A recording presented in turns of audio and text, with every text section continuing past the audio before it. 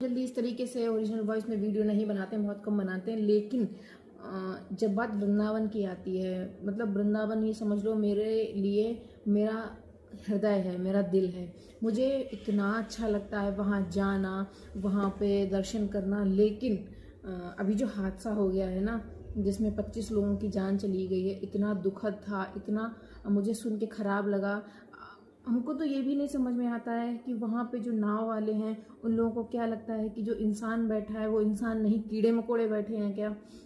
मतलब नाव में मोटर लगा के अंधाधुंधा बढ़ाए चले चले जा रहे हैं, चलाए चले जा रहे हैं, जैसे मर्जी है वैसे चला रहे हैं। जितनी कैपेसिटी है उससे आधा से ज़्यादा भर ले रहे हैं, है ना। तो ये सब क्या है और ये क्यों है, इस चीज़ पे प्रशासन की क्यों नहीं नज़र जाती है। लेकिन खैर हम इस चीज़ को शासन या प्रशासन पे नहीं थोपना चाह रहे हैं, क्योंकि जब लोग ही नहीं समझ रहे हैं तो इसके लिए वो क्या करें, है ना।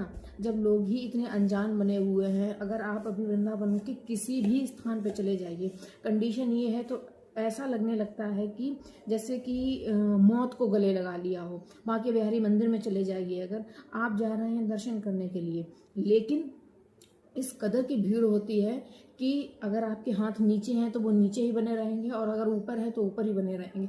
इस तरीके से धक्का मुक्की, और बीच में जाके अगर आप फंस गए तो ना आप आगे बढ़ सकते हैं इतनी स्पीड से, और पीछे जाने का तो सवाल ही नहीं उठता। वो वाला हाल हो गया। चाहे बरसाना चले जाइए, कभी बरसाने की सीढ़ियों से हादसा हो रहा है, रेलिंग गिर रही है, लोग दब के मर रहे हैं। तो हमको तो ये नहीं समझ में आता है कि लोग क्यों जाते हैं, अपने परिवार को लेके, अपनी जान को इतना सस्ता क्यों समझते हैं कि वहाँ चले जाते हैं कि हम दर्शन कर। आप क्या जानते नहीं हैं कि वहाँ की स्थिति क्या है।